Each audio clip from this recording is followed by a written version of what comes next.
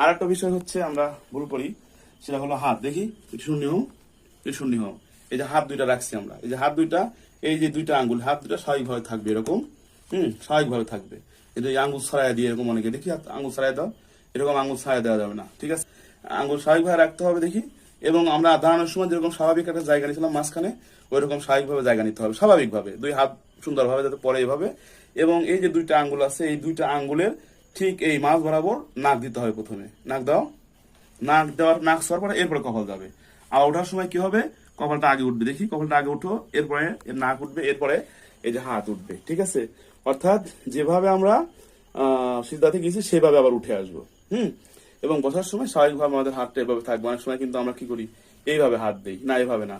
স্বাভাবিক আবার অনেকে আছে এখানে হাত দেয় না, ঠিক সুন্দরভাবে এই উপরে হাঁটুর উপরে এভাবে হাত দিয়ে রাখতে হবে, ঠিক আছে?